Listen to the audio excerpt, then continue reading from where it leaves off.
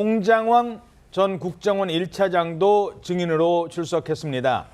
자, 그런데 윤 대통령 측과 홍장원 전 차장 사이에 열띤 진실 공방이 펼쳐졌다고 합니다. 그 이유가 비상계엄 당일 홍 전 차장의 동선을 봤더니 평소에 검찰에서 했던 주장과 달랐다는 거예요. CCTV 영상이 공개됐다고요? 그렇습니다. 당초 홍정원 전 차장이 비상계엄 당일 밤 11시 6분에 국정원장 공간 앞 공터에서 이 통화를 하면서 체포 명단을 받아 적었다. 이렇게 폭로를 했었거든요. 그런데 조태용 국정원장이 얘기하기를 11시 6분이면 그때는 자기 사무실에 있었을 것이다. 이렇게 얘기를 했단 말이죠. 그래서 동선을 그럼 초 단위로 공개하라. 뭐 이런 얘기까지 나온 적이 있었거든요. 그랬더니 국민의힘에서 어제 당일 동선이 담긴 CCTV를 모두 공개했는데 홍장원 전 차장과의 진술과 상당히 다른 부분들이 많이 발견이 됐다는 겁니다.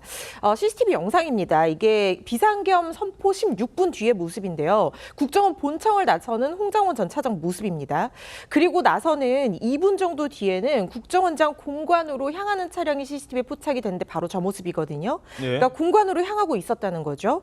그리고 밤 10시 53분에는 윤석열 대통령과 통화가 있었고 지금 3분 뒤인 공관에서 본청으로 돌아가는 모습까지 찍혔습니다. 그런데 본청으로 들어와서 어떤 장면이 또 나오냐면 저게 지금 돌아가는 모습이거든요. 그러니까 3분 만에 다시 왔다가 본청으로 다시 돌아가는 뒷모습인 거고요.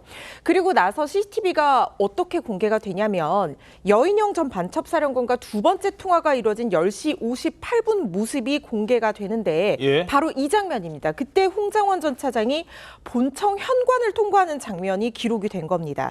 본청을 들어서자마자 어디론가 다급히 전화를 걸었고 로비를 서성이면서 통화가 이어졌지만 메모를 하는 모습은 어디서도 포착이 되지 않았다는 겁니다. 그랬더니 다시 이제 재판에 출석을 해서 11시 6분에 사무실에서 명단을 받아 적었다라고 얘기를 했는데 이거는 메모를 한 장소와 시간이 계속해서 바뀌면서 진술의 신빙성을 떨어뜨리는 부분이다. 이렇게 말씀을 드려야 될 것 같습니다.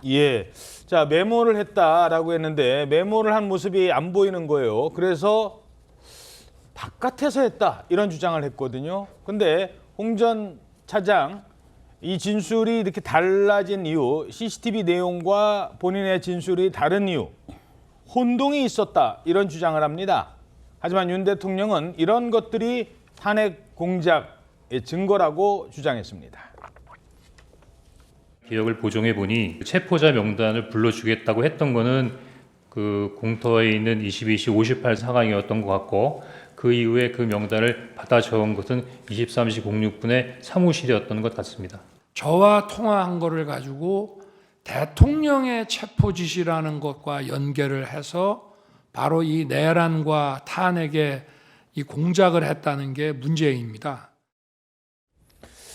자, 근데 증언 내용과 CCTV 동선이 다른 이유.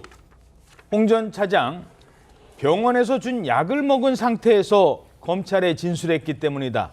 이런 말을 했다고요? 예, 그렇습니다. 홍 전 차장은 이날 증언과 CCTV의 동선이 서로 다른 것에 대해서 혼동이 있었다는 사실을 인정했습니다. 그러면서 그 이유가 중요했을 텐데 이유는 2달 전에 병원에 입원했던 중에 투약을 한 상태에서 검찰 진술을 했기 때문이다라고 이유를 든 것입니다.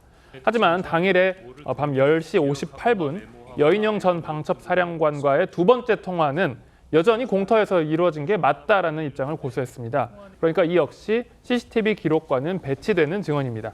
자, 이에 대해서 윤 대통령 측은 거짓 증언이라고 지적했습니다. 추운 겨울에 바깥에서 메모하는 건 이례적이고 굉장히 그 날씨가 추울 수 있기 때문에 장소를 혼동하는 것은 말이 안 된다라는 취지입니다.